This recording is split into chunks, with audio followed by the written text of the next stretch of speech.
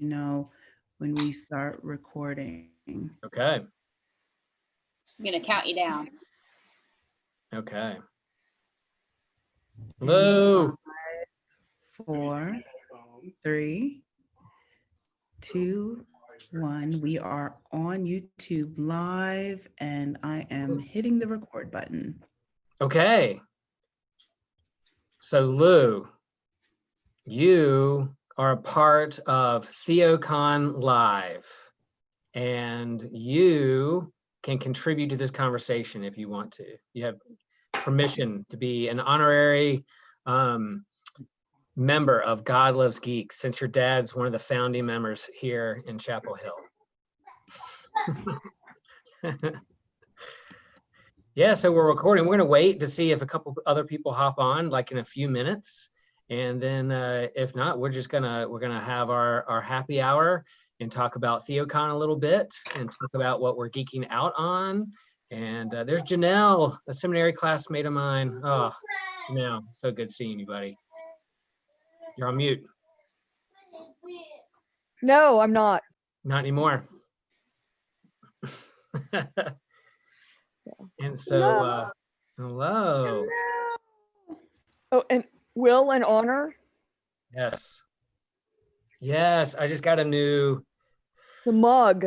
I got a new Baby Yoda mug from a friend, from a former church parishioner down in South Carolina, and that's exactly what it had. It went snack, attack, protect. I don't know what order it goes in, but that's okay.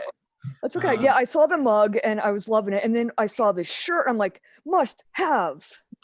There you go. I thought of you while I was buying it, Will. Ah, that's awesome. Yeah. That's awesome. Well, glad you're here. Yay.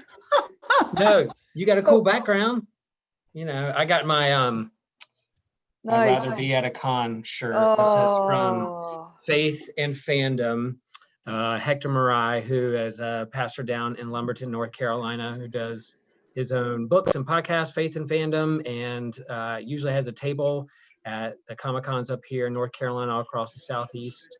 And he put out these shirts when we were all grieving not being able to go to Comic-Cons over the last 6 months. So in honor of Faith and Fandom and wishing we are all together in Pittsburgh right now. No kidding. Doing it, then I'm bringing it out. Did anybody like watch the DC fandom stuff that was last week and one weekend in August? I caught some of the replays and then was reading the news. I had on my calendar to watch it and study how they do it for like TheoCon research, but it was kind of lost on me. A lot of their panels weren't live; they were like kind of pre-recorded stuff. Yeah, so we're trying to do a lot of kind of live stuff here, but yeah, were you able to watch any of those, Katie? Mm-hmm. And I also noticed that with San Diego Comic-Con, after it was over, they said that like their numbers were not what they were hoping virtual. But I think it was once again because it was all like for the most part pre-recorded content. Like people are like, that's not what I go for. I like go to people interact not just with like the actors, but people. And it's like, and I think some stuff had like interactions, but you had to like pay extra for it maybe. But I think most of it was just free pre-recorded stuff. So the one cool thing was for the Flash, they showed the trailer for the next season, because apparently when they had to shut down because of COVID, they still had enough like footage of whatever was supposed to be the next few episodes from the past season to basically make a trailer to be like, this is the direction we're going in. Yeah, I even think that the new Batman trailer, a lot of that they still need to film like another half of the movie. Kevin Schaefer. What's up? Hey buddy. I hear DC fandom talk. I'm in. Yeah. Kev's a big thing. But correct me if I'm wrong. For those of you, we're live on YouTube now, and it's going to go up to you. We're already diving into what we're geeking out with the happy hour, but we'll go around to introductions and share what we're geeking out here in a minute. But Kevin, is it true that they only film like part of the Batman movie and they put out like a teaser trailer to get people excited, and they have to go back to production to kind of finish it? Is that what Yeah, they're doing? about like 20%, which is pretty crazy because like the trailer looked like pretty. I mean, they already had a good amount of the story already in place, but yeah, I'm really excited for it. And then they resumed filming, and then Robert Pattinson got COVID, and they had to Really? stop again. This week though, they went back. He's recovered, and they're all good, and they resumed again. So hopefully it'll still be on track, but yeah, it's pretty crazy because that trailer showed, I thought, it was pretty much a normal teaser. And yeah, it was only about 20% of the movie complete. There you go. Awesome. Well, hey, let's do an official welcome. Should we do that, Shayna? We're kicking off TheoCon 2020. Last night we had our TheoCon Thursday conversation with Church of the Geek, and they talk about fantasy messiahs. So you can go back on our YouTube channel and rewatch that. Some great discussion there. Tonight is our happy hour and our kind of headline panel a little bit later tonight that Shayna is going to lead. And then tomorrow we have some, I love Lou so much that we, he's so cute. I know, this is what happens during my children's messages too. Lou has the best one-liners and interaction within my children's messages in church. So we have some more panels tomorrow. Tonight is just kind of a happy hour, gather, talk about what we're geeking out on, share a little bit about what TheoCon is about. And it's TheoCon is where theology meets pop culture. We're not of the mindset that you have to keep them separated or compartmentalized by any means. Think of this as kind of like pop culture and theology and faith sitting down, having a drink together, and having a zesty conversation over the questions that we all wrestle with. So cheers to TheoCon and cheers to all of you. Cheers. Cheers. Shayna, do you want to share a little bit about kind of the origins of TheoCon, or briefly kind of what brought us here? I think is this the third year or fourth year of TheoCon? This is year 3 of TheoCon. Okay. TheoCon was sparked by numerous factors. The primary 2, which I'll be presenting on a little later, is a panel that I coordinated called From Blackface to Black Panther. And during that time in 2015, Black Panther was due to premiere in 2016. So I just thought it was a really great way to delve into challenging topics about race relations and reconciliation and reparations, all the things that end in shuns, to go about having these conversations in a creative way, and starting with comic books, graphic novels, movies, and things like that. And also understanding the importance of popular culture and how much meaning they bring into our individual lives. And my brother at the time, he's 16 now, he was 4 then, but he identified God as Obi-Wan Kenobi, a character who is noble and honorable and wise in Star Wars. So I just figured, the children are listening, and we can have intergenerational dialogue utilizing the common language of popular culture. So. Yeah, that's so great. And so Matt kind of pulled me in. I don't know how we met Matt, maybe online, or through Trip or through Homebrew Christianity or something like that. And you let me know about TheoCon, and then we pulled some other folks in, and we had our convention last year was up in, remind us where we were. Where did I drive to from North Carolina, Pennsylvania? Messiah College in Mechanicsburg, Pennsylvania. Yeah. So we had our conference and convention there last year, and we were supposed to be in Pittsburgh right now doing our convention and conference there, but because of COVID, we're online, we're virtual, kind of like we were talking about earlier with DC fandom and other things that we, we're having to do it online, which is fine. It is expanding our reach and help us connect more with more people and of other people who love the intersection of theology and pop culture. And I think kind of we want this to be a safe space, that's a judge-free zone, that we all geek out on something, that how do we wrestle with the big questions and thoughts that we're wrestling with, and how do we allow pop culture and geek culture to intersect with the questions we have when it comes to faith and theology and philosophy. And so we don't see ourselves as being kind of passive consumers of pop culture and geek culture, but more of we watch these, we're entertained by these, but we also think about them critically. We also allow them to challenge us and get us out of our comfort zones, and also challenge us, there's August, challenge us to grow deeper in our humanity, deeper in our faith, and deeper in our spirituality. So that's kind of our goal with TheoCon and what we hope to do with these panels. This evening, yeah, like we said, we're on YouTube as part of our YouTube channel, and what we want to do is kind of go around the horn and introduce ourselves. And I have some geek icebreakers that we'll go into in a little bit. I see Sylvia. Sylvia is, we go back to Williston Middle School, and then we bonded over North Carolina Comic-Con and Walking Dead, and she's been a part of some panels with Kevin. Kevin and I've been a part of some panels at North Carolina Comic-Con, so that's pretty cool. So why don't we go around the horn, and I'll call on you, and you can share who you are, where your home base is, and then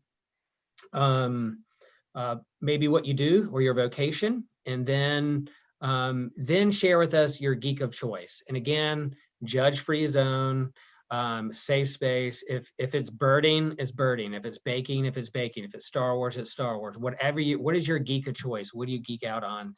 And we'll share those things. So why don't we, I'm gonna go clockwise on my screen, and that's Katie first, and we'll kind of go around the horn and do that. Okay. I'm Katie. I'm in Knoxville, Tennessee. I work for the University of Tennessee, Knoxville, for the student union. And I think kind of what helped me lead to how I found this is I've started listening to this podcast called Good Christian Fun, where they, and it actually dates back to like 2017. So I've started from the beginning, and kind of like what you guys do, but more not as mainstream pop culture. They kind of analyze pop culture, like movies. They haven't really gotten to books so far, but songs and things that in the pop, and a lot of it's more made by Christians for Christians. But then they always are like, is this okay? Is it not? Some of it may be okay-ish on a, like, it's okay as a basic film, but it's not even great as a film. And then some of it's like, it's problematic from a like religious standpoint. So they always give stuff like either a holy roast where they're sending it to hell, or holy toast where they're sending it to heaven. And then for a while, they've also tried to find the worst Christian song. So they like, and they always have a guest on, and the guest shares like their guestimony of kind of like their background with the church and where they kind of stand. So that's sort of what I've been kind of gotten into podcasts, but really that one. And it's funny too, because it's by like two comedians who do it. So yeah, I like the worst Christian song, because they're, just because a Christian doesn't mean it's good. Well, it's like, let's think about that, Well, so some of it is like, some of it, like the music part's fine, but then when you really listen to the lyrics, you're like, this is kind of problematic. And and then some of it, like lyrics are fine, but just the melody is like, why? And both the hosts grew up more in the conservative side of Christian, and they're kind of like, oh yeah, I remember this was like my jam growing up. And then now as adults, they're like, no, this is bad. Yeah. I hate to interrupt, but that reminds me of, I went to HBCU, and a big part of historically Black colleges is homecoming week and like the homecoming talent show. And if someone really didn't have talent, they would always do like a God-related song, because you can't boo God. So I knew if somebody was doing like some Christian music, they weren't gonna have that much talent, because they knew they couldn't get booed. Oh, that's good. Katie, what's your geek of choice? Like, what's your main thing that you geek out on in pop culture? Kind of everything. Like we were kind of talking earlier. I'm not a big, I don't have backgrounds with comic books. It's more like the movies, the TV shows. I've kind of, one summer a couple years ago, I went through and because I had watched Supergirl, but I hadn't watched like Arrow, Flash, and everything. So one summer when everything was in reruns, I went back and like went from the beginning, and I actually had to find this website that would tell you like the order to watch them in, because when you start getting into like the crossovers, it gets like really confusing because it's like, well, you don't have to have watched everything, but it helps because at some point they'll mention a character, and if you've never seen that character before, you're like, well, why is that person important, or why is that person there? I still have a few episodes left to catch up on of the last seasons of Legends of Tomorrow, but once I'm done with that, I'll be caught up on DC because it won't come back until 2021. So Arrow was kind of my favorite, and it's ended, so we'll see what it looks like without that. Nice. Cool. Yeah. CW DC verse. That's good stuff. Good stuff. Janelle, who are you? What do you do? And what's your geek of choice? Ooh, I'm Janelle. I teach at a community college here in Michigan, Ann Arbor, Michigan. I've been teaching there for just over 13 years, a variety of humanities and philosophy courses. Oh, my geek of choice. That's tough. A little of everything. I mean, Star Wars, obviously, but not like extended Star Wars lore, not the novels, not the, like just the main movies, basically. But, you know, oh, and Mandalorian now, of course. Some role play gaming as well, which I've been getting back into. I think the thing I've been sort of geeking out the most about is that my kids are turning into little geeks, and I love it. Like, I can't even stand how much I love it. My older son, he's 12 now, and he's a comic book just fanatic, to the point where it's not even characters. He wants to follow authors and illustrators. It's on another level. Yep. Yeah. So I have to support this this habit of his. The kids have been getting into anime a little, some computer gaming, other gaming, console gaming. Have they been watching? Have they been watching Last Airbender? I don't have TV. Okay. Oh, Last Airbender? No. I'm sure some of it's streaming. It is. Yeah, just sort of like Xbox 360 gaming with my one son, and I've just been getting into Sea of Thieves, and my other son just discovered it, and he's like, how do you play? I'm like, I have this meeting. But so yeah, I guess that's what I'm geeking out about is like they're turning into these little geeks as well. I'm loving it. So nice to meet everybody. Nice to see everybody again. And I wish I could do backgrounds, but my laptop doesn't have the specs. No worries. Oh well. Janelle and I go way back to the late 1900s as well. We went to seminary together, and I had her dad, Dr. Baker, as one of my seminary professors. So yeah, please tell your dad I said hey.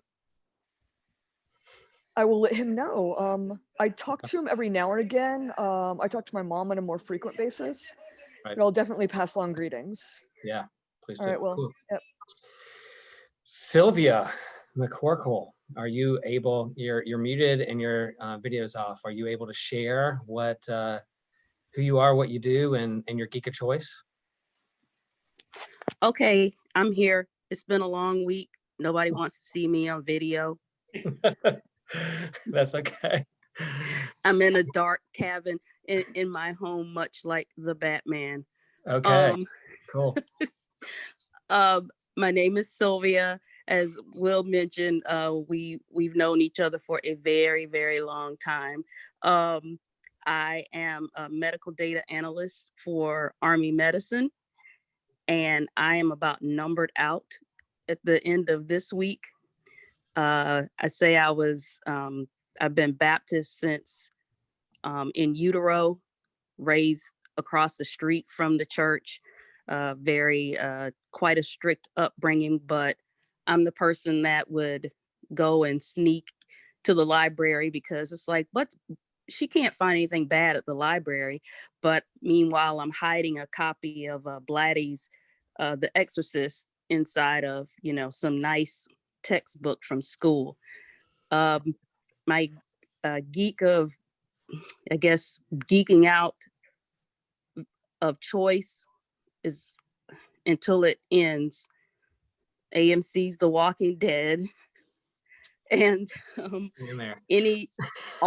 all horror, no matter what the genre. I enjoy it, even the stuff that people think is total garbage. Enjoy reading and watching. And I guess most recently, I've become obsessed with. I was sent Will a message in tracking all the combinations and connections between Jordan Peele's Us and Get Out, because I'm under the impression that Us is a prequel to Get Out. So I'm tying that together and hoping that he has some weird tie-in, like the whole M. Night Shyamalan Glass and Unbreakable, those movies, tying everything else, that there's more to come. Yeah, that would be super cool. That would be super cool. If now you got me wanting to watch those movies again in kind of that order to see what kind of Easter eggs are in there. That's good. Oh yeah. That's great. Thanks, Sylvia. Mm-hmm. So Katie is here. Katie, we're just going around the horn, sharing kind of who we are and what we're doing, what we geek out on in our TheoCon happy hour. And since you came, my screen kind of went out of order. So I'm now just going to hop around and pick random folks. So let's do Kevin, and then we'll come to Jonathan and wrap around to Katie there at the bottom. So Kevin, share who you are, what you do, and your geek of choice. Cool. Yeah, I'm Kevin. I work by day for a media company that focuses on rare diseases and disabilities. And then I write a lot outside of that as well. So actually just co-wrote a graphic novel, which our agent actually submitted out to editors this week. So we'll hopefully have some news on that in the coming weeks or so. So that's exciting. But yeah, and then like background, like I grew up in church, and then like in college, I did InterVarsity Christian Fellowship, and then worked for the student newspaper too. So it's like I'd have like small group one night and then be in the office editing the next. So kind of juggling both of those. But yeah, I used to do mainly reviews and stuff like that. Now transitioned more to the creative side. And then as far as geek of choice, it's kind of all over the place. So like, you can see behind me, big DC fan, but both DC and Marvel. Like but probably like comics wise, I've definitely read more DC than Marvel, but long-standing background with both. I think all the animated series of the 90s were my introduction to both. And then yeah, I'm at my comic shop every week, and I say I read more creator-owned these days. And then in normal times, I'm at the movies every week, but so this year has been yeah. My last movie in theaters was Onward, so like in March. Desperate to get back once they reopen and it's safe to. But yeah, and then yeah, I'm here. This is my first TheoCon, but Will and I are good friends through NC Comic Con, and I was on the Faith and Fandom panel with him and Sylvia last year. By the way, Sylvia, I have now digitally all the Walking Dead volumes because they did Humble Bundle, did a big sale earlier this summer. So yeah, like been a while since I watched the show, but I'm going back to the comics. Kirkman ends it so well, and that was just so crazy how he just dropped. Yep, he kept it a secret that he didn't make it some big production and overprint the final issue. He just the night before they were like, yeah, tomorrow's the last issue of Walking Dead, and it was he did it so right. I'm very excited about Invincible too, because I just started reading that, and that's going to be an animated series on Amazon, which I'm really looking forward to. With a lot of like well-known voice, like actors doing voice actors, which is going to be great. Big time. Yeah, cool. Yeah, Kevin and I share the same local comic book store, so that's fun. Jonathan Lawrence, will you introduce yourself, who you are, and what your geek of choice is? I might be able to guess. Yeah. Well, actually, this has part of it. Jonathan Lawrence. I live in the Buffalo area. I met some of you at TheoCon last year. My primary hat is that I am a college religion professor, and managed to survive the purge this summer when they fired 24 tenured professors. Wow. Yeah, it's ugly. We're fighting back, but it's a mess. I see Louis' reaction. He's a professor too, so you just hit a yeah, exactly. Yeah. I also have a small congregation and do a lot of digital humanities kind of work. My geek of choice is all over the board, particularly Tolkien fan, but definitely also a Trekkie. But right now, my primary focus is I'm using some historical role-play games in all of my classes this term. So this weekend, I'm assigning the roles for one class to be in ancient Athens, one class to be Council of Nicaea, and then one class to be the UN Security Council trying to figure out what to do about Rwanda. So it's an adventure, that's for sure. Yeah. Super cool. Thanks, Jonathan. That's awesome. And this is Rose. Oh, yeah, I have a dog that looks similar to that. That's pretty cool. Katie, would you mind introducing yourself, who you are, what you geek out on, and maybe how you found TheoCon? Yeah, sure. So I'm Katie Hinman. I am in DC. I work for the American Association for the Advancement of Science in the Dialogue on Science, Ethics, and Religion. So my background is biology, and I am a United Methodist pastor. So served a church for 10 years before coming up to take this job. I am pretty broad-ranging geek. Obviously, love Star Wars, but also love Trek, love a variety of comics. ElfQuest was my introduction to comics, so that's kind of cool. the geekdom of my heart. Also, very nice. I had to do it.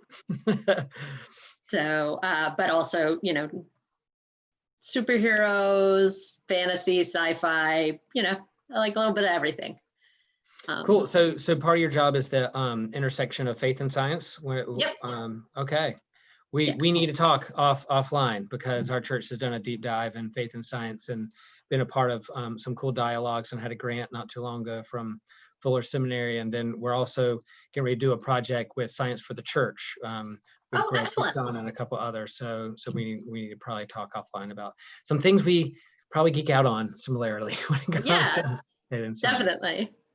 And my husband, Jonathan, I don't know if he's going to be able to join or not. We were running a little late today. So, but he is also a big comics and gaming geek. And we are toying with an online, we had been planning on starting a nerd church, and then we moved up to DC, and then COVID hit, so we couldn't make any nerd friends up here in DC. So we're toying with some online ideas about that. Man, all right, you and your husband, we need to talk. Okay. Absolutely, that's great, fantastic, cool. So I'm gonna go around. I see Joshua has joined us, and Joshua, you have a panel tomorrow, so you have a couple extra things tomorrow. So who are you? What do you do? What's your geek of choice? And maybe a 10-second plug of your panel tomorrow. Yeah, sure. Thanks. This is my first TheoCon, so nice to be with you. Welcome. So I've got the beer, so cheers, everyone. Cheers, everyone. Oh, yeah, right? His happy hour. Mm-hmm. Came to it through actually Matt, and met Matt at AR, I think. Didn't we meet? Yeah, so that's right. When AR was still meeting in person.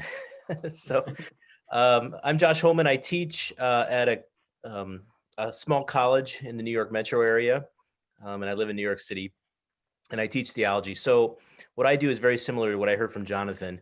I also serve at a small church as well in New York City, but I mostly teach theology and religious studies, so I teach a little bit of everything. My geek out choice is Wes Anderson, indie films. Not as much into comics. I'm learning about comics. Last night was helpful, the discussion on messiahs and so on. So it was nice and little chat where you had introductory readings, right? Or what you could venture into the comics. So that was helpful. But Wes Anderson, I love Wes Anderson. I love TV shows like Breaking Bad or Mad Men, things like that. So more of a film buff is how I look at it. I'm presenting tomorrow on Wes Anderson and theology. His films are usually seen as quirky, although he claims his characters are all based on real people. And after years in ministry and teaching, I think that's right. People are just quirky. And the paper is on kind of a little bit of a thesis of the book I'm writing for Pop Culture and Theology series that Matt is editing on Wes Anderson and theology, is coming of age. And I think that's a main theme. So theology of adulting. And he explores bad dads and boys who never grow up. And women who have to deal with these boys who never grow up, and so on as mothers or so on as wives. And he does it in a very creative way. And I think, I haven't found any evidence that he's used comics with it, but there's definitely, I think, in the art design that Wes Anderson uses, kind of almost a comic sensibility sometimes with his stop motion animation and so on, and the way he things. So anyway, yeah, looking forward to it. Looking forward to meeting you all. I wish we were in person, but it's the next best thing. So thanks. Yeah. Glad you're here. Hey, Joshua, can I ask what your favorite Wes Anderson film is? Yeah. Yeah. You're a Wes Anderson fan too? I wrote a paper on him in college, so yeah. Oh, I'd like to see that. Can we talk offline? Yeah, absolutely. Oh, great. Yeah. I'm teaching an honors seminar now where they let you do whatever you want. So I'm teaching on Wes Anderson. So it's so good. Good to watch these films.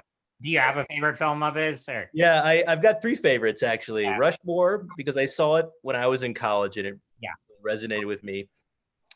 Grand Budapest, which is just a delightful film if you haven't seen it. And then Darjeeling, very underrated. His train trip, a brother movie through India, which I think has the most spiritual connections.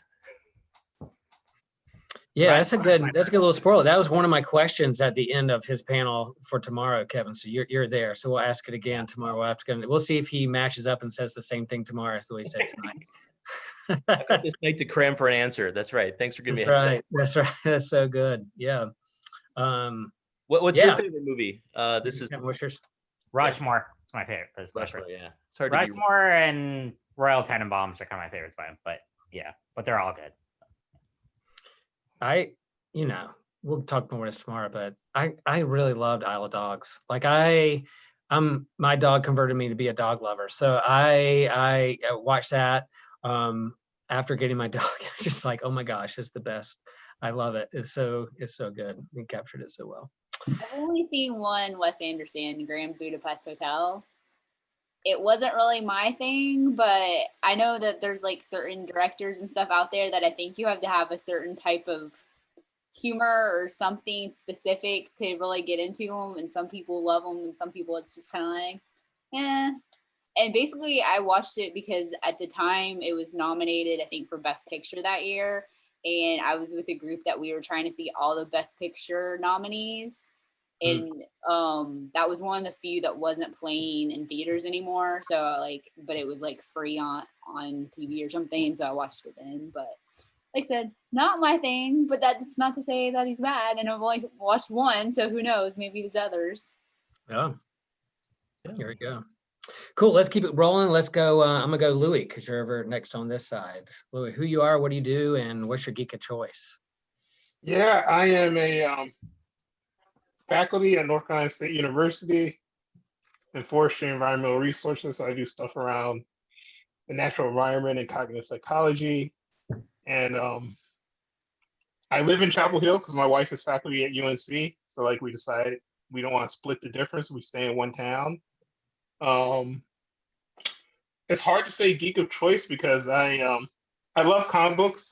Since I was a kid, it's how I learned how to read. But I feel like every year I find some obscure nerd thing and go down a deep rabbit hole. So I think almost everything I've heard here today, I've spent a year exploring it. So right now, the rabbit hole I just finished, I guess there's 2. I just finished Avatar, The Last Airbender, and Legend of Korra, which are just amazing shows. and the Dragon Prince, which is all from the same production team. So you see similar themes throughout all those productions, which I really appreciate. And then I've been revisiting Jack Kirby's work because I love Jack Kirby. So I read the Forever People again. I read Mr. Miracle again because of Mr. Miracle, that big book coming out. So like, yeah, I'm a big Kirby fan. Have you read the Eternals? I've read the Eternals. I really like it. That was one of the books I just kind of looked at the pictures because sometimes Jack Kirby, when he was plotting his own stories, there's a reason why he's known as a great artist and not a great writer. Right, there you go. Cool. Yeah. We'll go back around. I'll share what I'm geeking out or geek of choice geeking out on later on. So like I'm really excited about this, and yeah, I just love hearing about other people's geek stuff. It's awesome. Louis, have you seen that big Jack Kirby omnibus with the fourth world? Boy, you know what? I keep wanting to buy it, but I can't justify it because I own all those things in multiple forms already. And I got the artist edition of a lot of that work. So I'm just like, oh, there's no way I can justify another book. It's basically like one of those giant Bibles in front of a church. Like right. this, it is not comfortable to read. But it's pretty. It is pretty. Oh, I shouldn't have seen that. I keep having the willpower not to buy it. This too can be yours. That's right. Today we will read from the third world of Dark Side on this fourth Sunday of Advent. Yeah, that's good stuff. And I guess my last thing is like I've always connected, especially comic books and geek stuff with religion and like, because I just like, a lot of the creators were from persecuted groups. So like, you have a lot of Jewish kids who weren't allowed to get into like other arts and they go and create this world of comic books.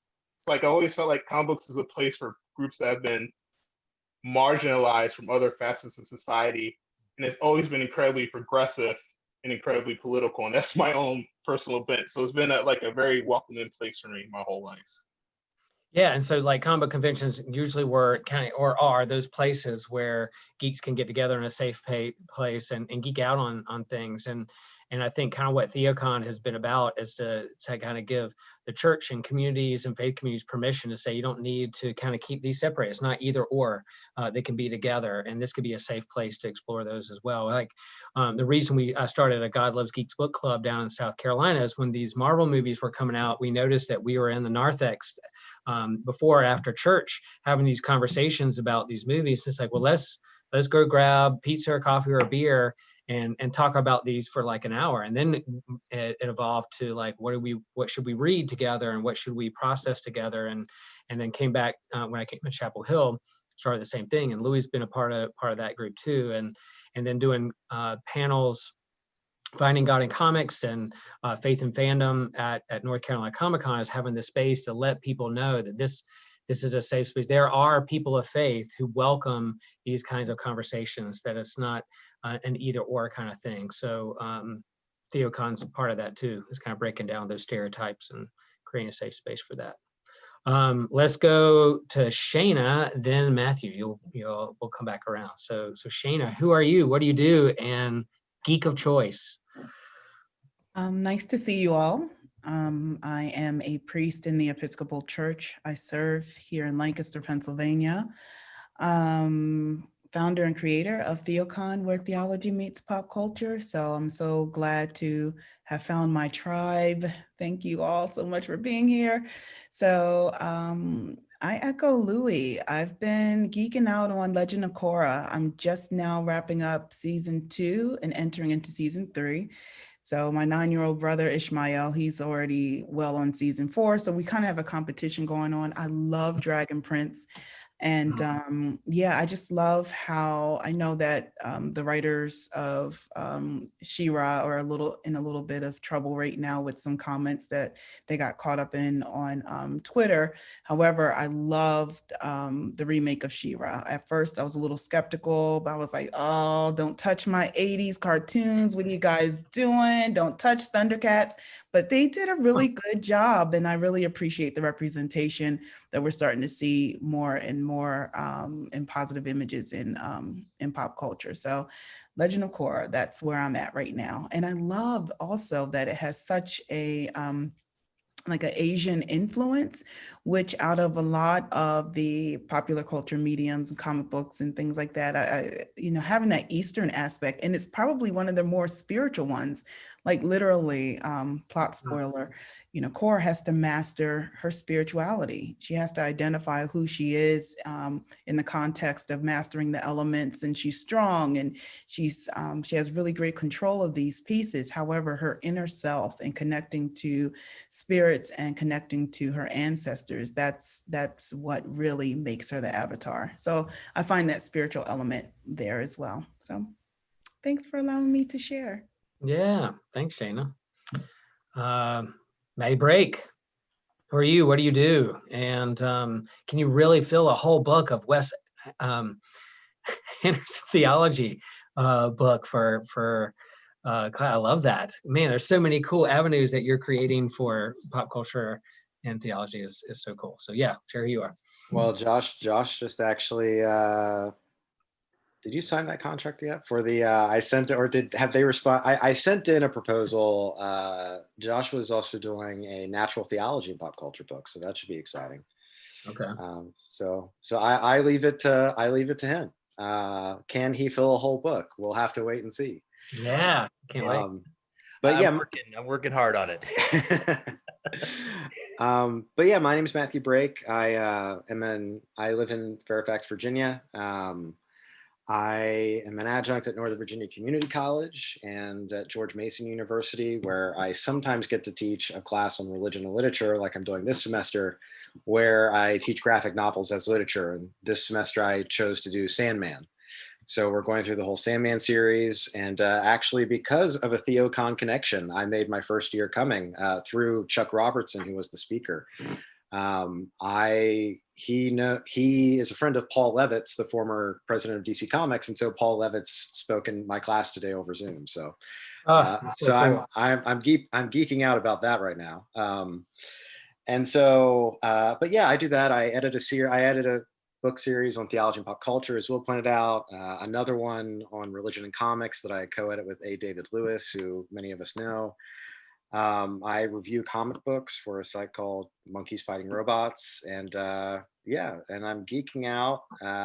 Most of my geek out stuff is comic focused, which I can largely thank to the fact that I played Batman Arkham City back in 2011 and loved it and started collecting trades, and now I'm getting the weekly releases of Jonathan Hickman's X-Men extravaganza. So I guess you could say I'm geeking out on a lot of X stuff right now. So yeah. Cool. Did we get everybody? Got to leave out anybody? Everybody's good? Oh man, Matthew, my son, my 12-year-old loves the Batman Arkham games. Like, he's all about them. If you ever wanted to feel like Batman, they're the ones to. Yeah, I've watched him play countless hours. Yeah, he loves them. Cool. Matthew, do you like Jonathan Hickman a lot, or is this like your first thing with the X-Men? It's not my first thing with the X-Men, but Hickman, actually what brought me into Hickman was his Avengers run. And so like I've actually for a couple of books in the series, I've tried to incorporate a few chapters where I talk about Hickman's Avengers run, and I've talked about different parts of it across different books I've written in, and some of the different theological ideas, mainly revolving around a thinker called Rene Girard, because there's a lot of like violence and scapegoating and mythology. And so I love his Avengers run. It's probably one of my go-to wells that I just constantly dig from. So yeah. It's funny that you brought up his name, because he has one of his older indie books is about, I think it's called Pax Romana, where the Catholic Church has a time machine. And they use that time machine to go back in time to shape history. So it's like a deep dive into Catholicism and time travel. It's overly wordy. You know, a lot of those graphics that you see in the first 2 pages is like throughout the whole book. But it's an incredibly interesting book. Yeah, I think Hickman he's a next level guy, and also really nice if you meet him at a con. And East of West, I would recommend East of West, which is also has all types of religious And also for you, Shayna, all types are really good. He handles race better than any white creator I've seen in an independent space. It's good stuff. Is it East versus West or East and West? East and West? East of West. East of West. And it's on Image. Yeah, that's a really good read. Really good read.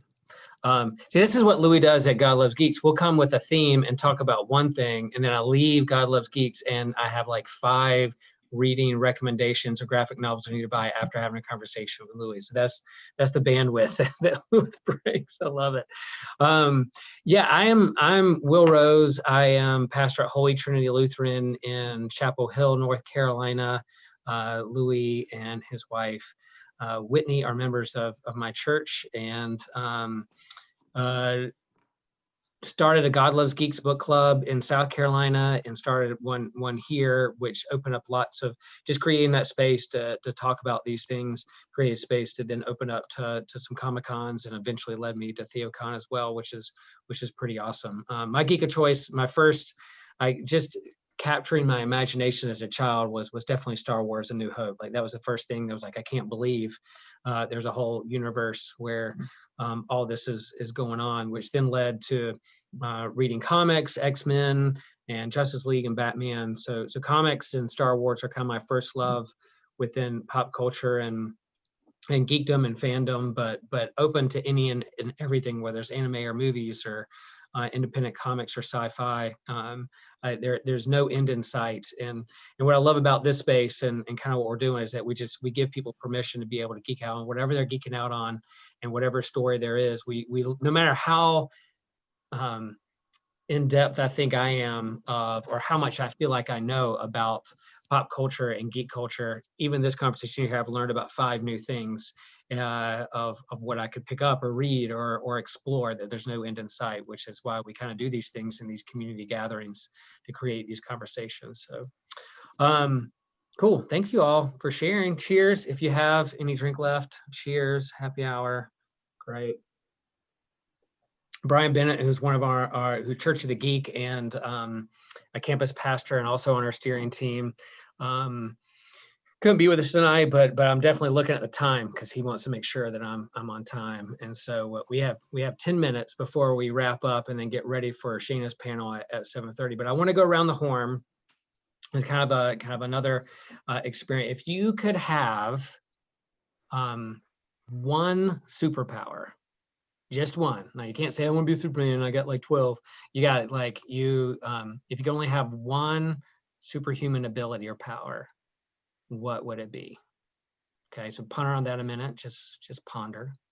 For those who are watching on YouTube live, or maybe later on, months from now, I want you to ponder in your head as well. If you could have one superhuman ability, what would it be? I'm gonna try and go backwards from where we did front. So we're gonna go Matt first, then Shayna, and then back around. And so you can share with us your superhuman ability. Matt, what is your superpower? I love Katie Hinman's comments down in the chat. Worth checking out. A lot of people say flight, invisibility, or mind reading, but I'm gonna go big here. So because I have the fear of missing out, I would want the powers of Jamie Madrox, the Multiple Man, so I could send out different versions of myself to do all the things and then come back and have all the experiences. Okay, so you could multiply yourself. Boom, 100. The world needs 100 Maddie breaks. I don't know. Do we really? Yeah, there you go. See, sometimes I like to psychoanalyze what people choose. You did that for me. You have a fear of missing out. That's why you chose it. Proud of you. Okay. Plus they could do all the editorial work I see stacking up next to me. So duplicity. Is that what you say? Is that the superpower? Duplicity? Is that how you would say it? Multiple. Maybe. Yeah. Multiplicity. Okay. Multiplicity. There you go. All right. To say, isn't duplicity like being dishonest? I don't think that's the same thing. I'm not going to choose that one, but someone might. I don't know what that. That's right. Multiplicity. There we go. Good. Shayna, what is your superpower if you could choose one? Almost like Maddie's. I mean, it's kind of like a Dr. Manhattan type thing. But okay, this is going to sound really corny, but I would love the power to heal people. Okay.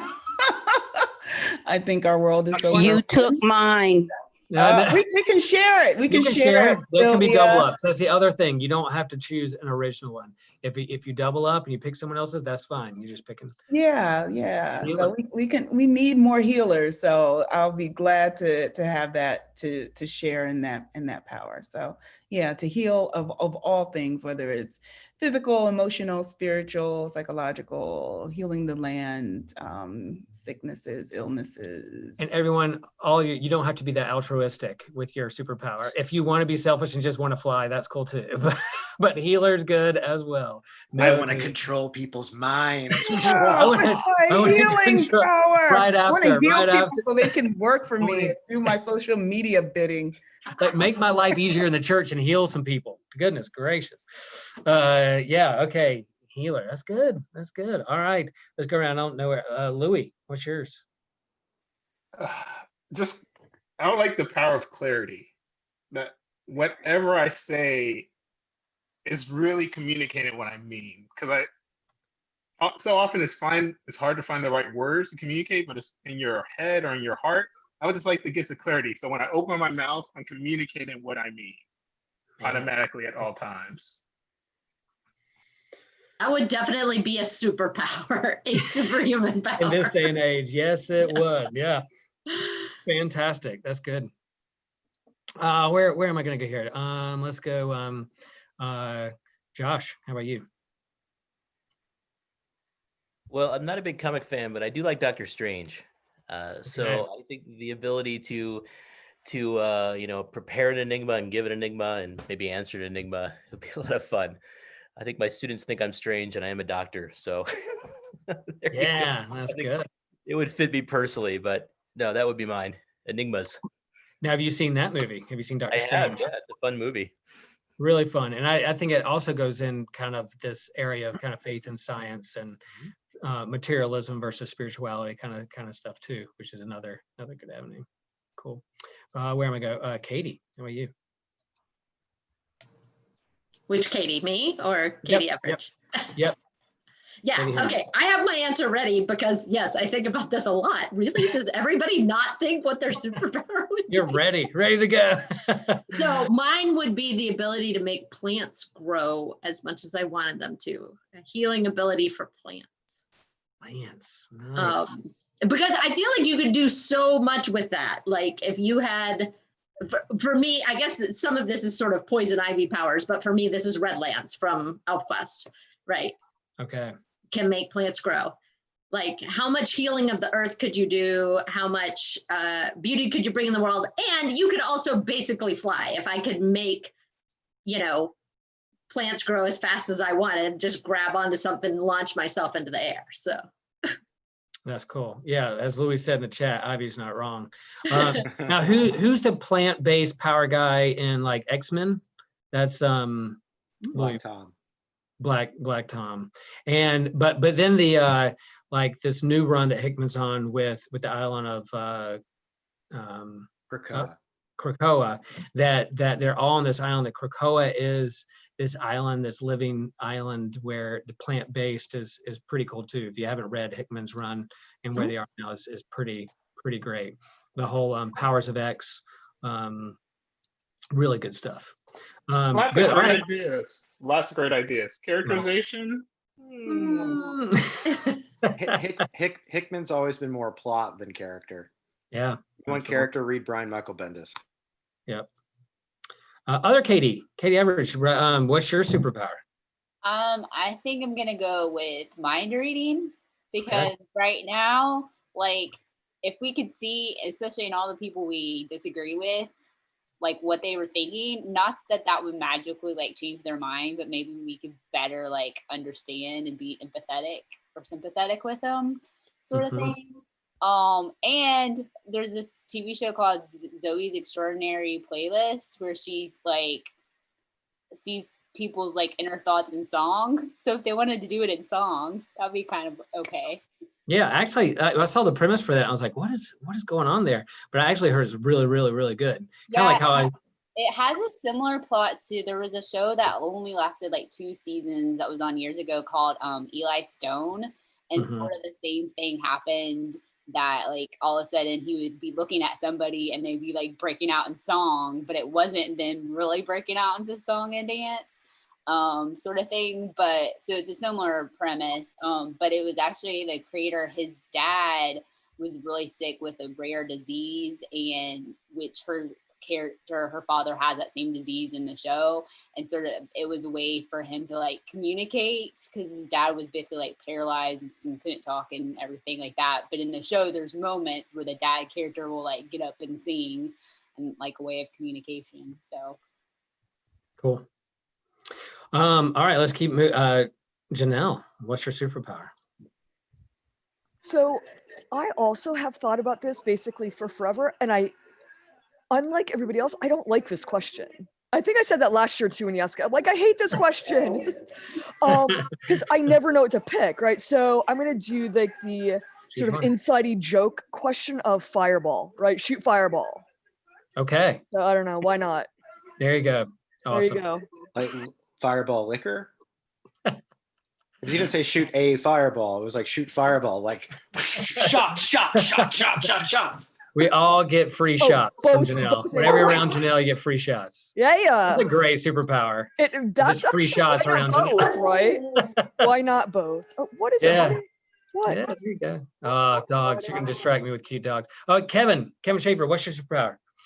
So since all the Last Airbender talk, and I grew up huge on Last Airbender. I mean, I love that everyone's getting into it from Netflix, but like I remember when the first episode premiered when I was in 5th grade. So I'd be a waterbender, because like, even though Iroh is my favorite character, like one of my favorite fictional characters of all time, but I think he's secretly a waterbender at heart. But with waterbending, you can use it for fighting and defense. You can use it for healing. You can use it for fun. Like there's so many different ways you can manipulate it to, whereas like, I feel like some of the others, not that they don't have multiple uses, but like, especially fire, it's like, okay, it's kind of hard to do anything other than destroy people. So, or you know, burn things. Where it's like, or give out free shots if you're talking about free shots. Yeah. I mean, it can totally some good thing, but waterbending would be, I think, the most useful by far in my event. So yeah. Yeah, as a surfer, like that warms my heart. Like I would be super selfish if I could waterbend as a surfer. That would be, yep. All right, we can go back around. Let's do Shayna. What's your superpower?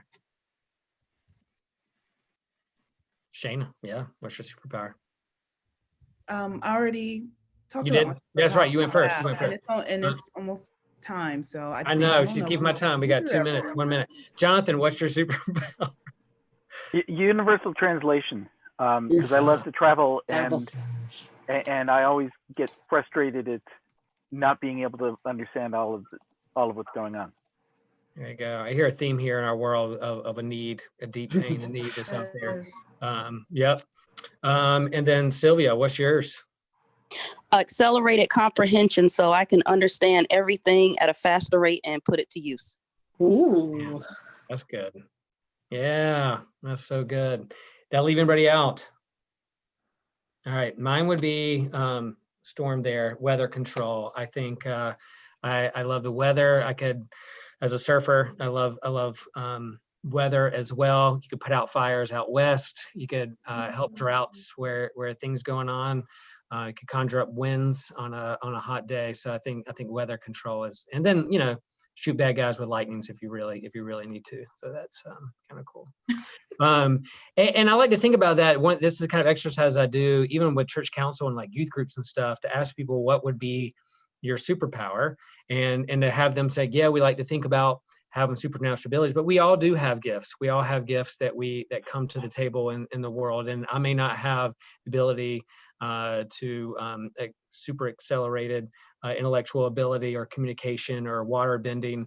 But there are other gifts that each and every one of us have. And I do really love those team books of X-Men and Justice League, and how Avengers, how each one has different powers, and there's a greater threat out there that they couldn't take on just by themselves or with their own singular power, but they come together with their collective powers to help defeat the greater threat. And so as TheoCon-ers here, gathered here, this superpower team.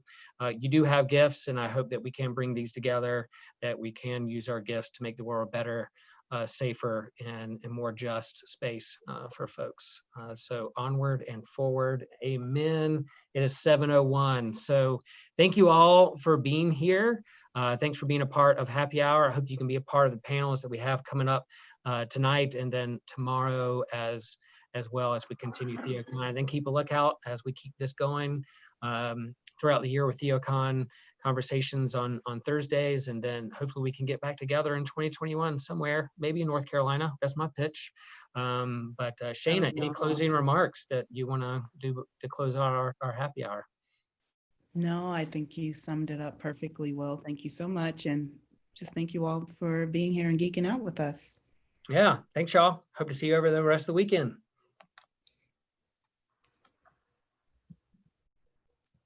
Shane is going to hit stop.